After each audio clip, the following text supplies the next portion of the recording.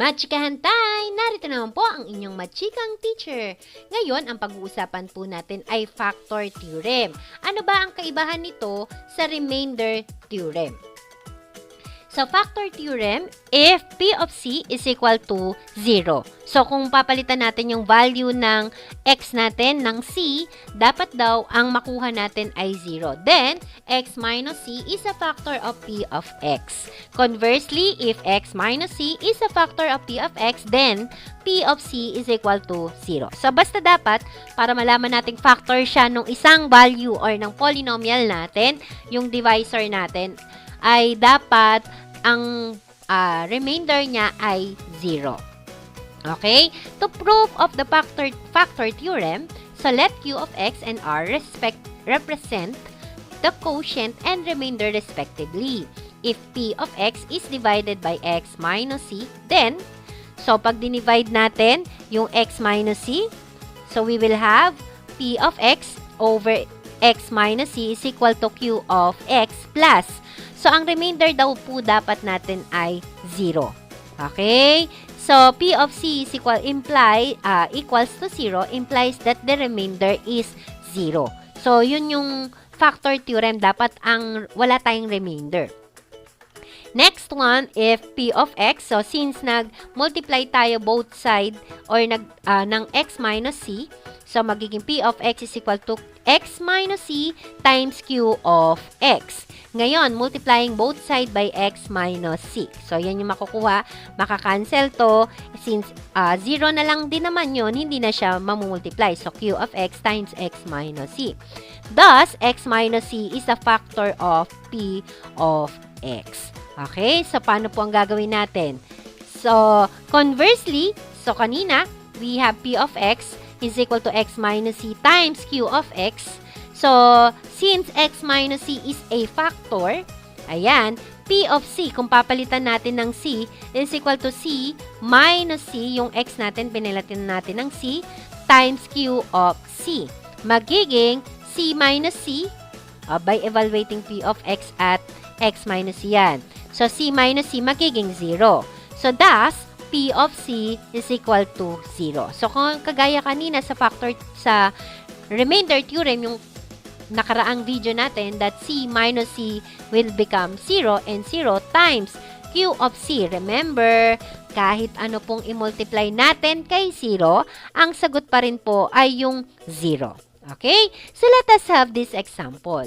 Use the factor theorem to determine if the second polynomial is the factor of the first.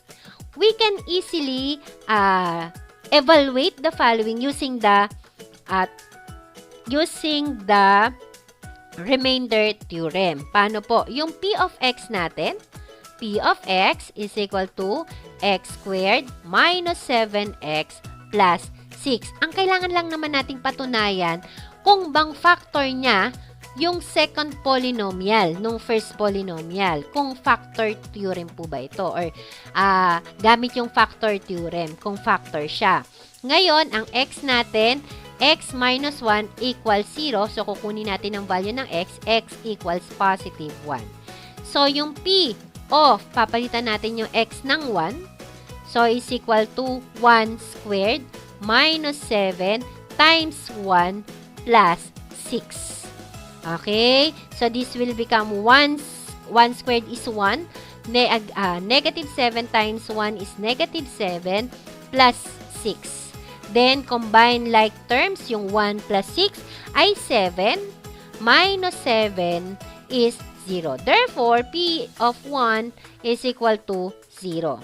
So, by the factor theorem,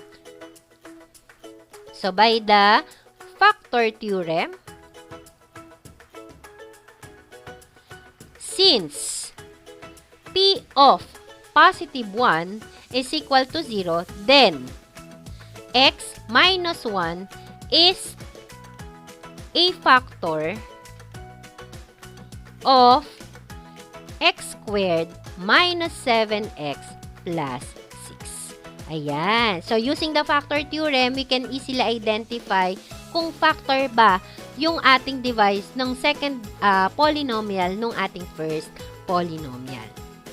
So, let us have the second Example. So, use the factor theorem to determine if the second polynomial is a factor of the first polynomial. So, ganun pa rin po yung proseso. Kukunin natin yung p of x, which is equal to 2x cubed minus 3x squared plus 5x minus 4. Ma'am, kailangan pa po ba na ang polynomial namin ay in descending order? So, dito kahit hindi na po, kasi ang hinahanap lang naman natin kung factor siya. At dapat mag-0 nung p of c natin para mapatunayan na siya po ay factor. Yung second polynomial ay factor ng first polynomial. So, ang x natin, x minus 1 is equal to 0. So, therefore, x is equal to 1. So, papalitan lang po natin. P of 1 is equal to 2. So, papalitan ng x. Substitute the value, magiging 1 cube minus 3 times 1 squared plus 5 times 1 minus 4. So, magiging p of 1 is equal to 2 times 1 cube is 1 minus 3 times 1 plus 5. 5 times 1 is 5 minus 4. Then, p of 1 is equal to 2 times 1 is 2 minus 3 plus 5 minus 4. So, combine nyo lang yung magkaparehas. Ayan, magiging 2 plus 5 is 7. Negative 3 plus negative 4 is negative 7. So, positive 7 plus negative 7 will become 0. So, using the factor theorem, then, we can say, therefore, we can say that x minus 1 is a factor of 2x cubed minus 3x squared plus 5x minus 4. Napakadali lang, di ba? Magpatuloy tayo. So, how about 5x cubed plus 4x squared plus 6x plus 7 divided by x plus 1? So, ganun pa rin po. P of x is equal to 5 times ang 5x rather plus 4 5x cubed, 4x squared, plus 6x plus 7. So, ang x natin is equal to negative 1. So, p of negative 1 is equal to 5 times negative 1 cubed plus 4 times negative 1 squared plus 6 times negative 1 plus 7.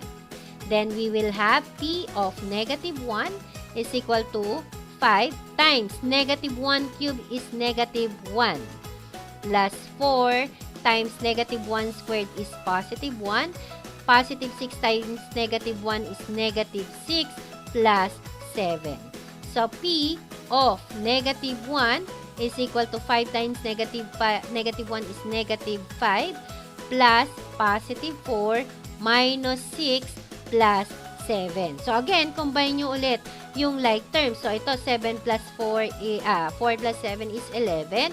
Negative 5 plus negative 6 is negative 11. Therefore, v of negative 1 is equal to 0. Okay? So, therefore, ayan. Kapag nakakita po tayo ng tatlong tuldok, ayan, na parang triangle, ang basa po sa kanya ay therefore. So, therefore, x plus 1 is a factor of 5x cubed plus 4x squared plus 6x plus 7.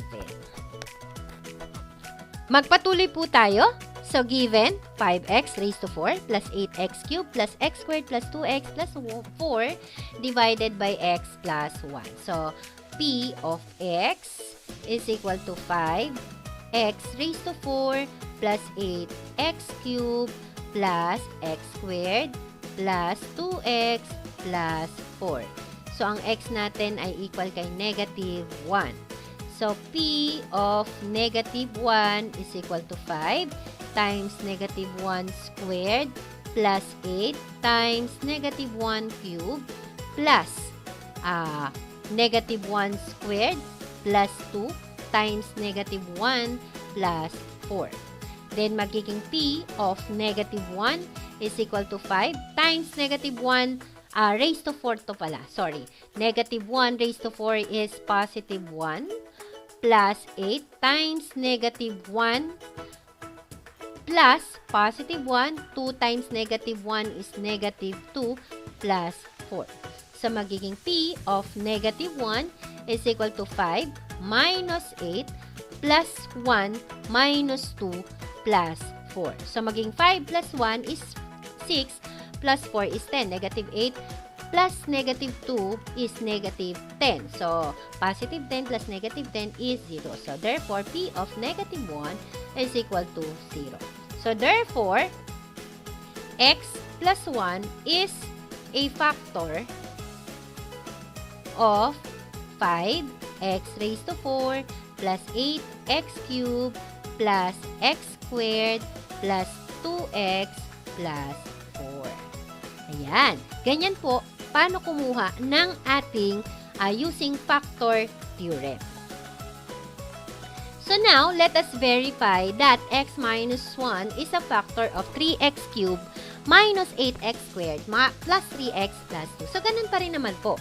I-verify lang, titingnan lang natin kung parehas po. Kung yung x minus 1 is factor nung ating given. So, same procedure, P of x is equal to 3x cubed minus 8x squared plus 3x plus 2. So, ang x natin is equal to positive 1. Pag inequate natin sa 0 yan, magiging positive 1. So, P of 1 is equal to 3 times 1 cubed minus 8 times 1 squared plus 3 times 1 plus 2. Magiging P of 1 is equal to 3 times 1 minus 8 times 1 plus 3 times 1 is 3 plus 2.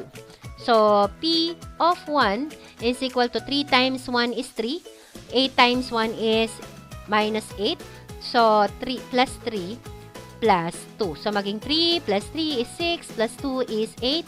Minus 8 is 0. So, therefore, P of 1 is equal to 0. So, since P of 1 is equal to 0, then x minus 1 is the factor of 3x cubed minus 8x squared plus 3x plus 2. Naway marami tayong natutunan ngayong araw na ito.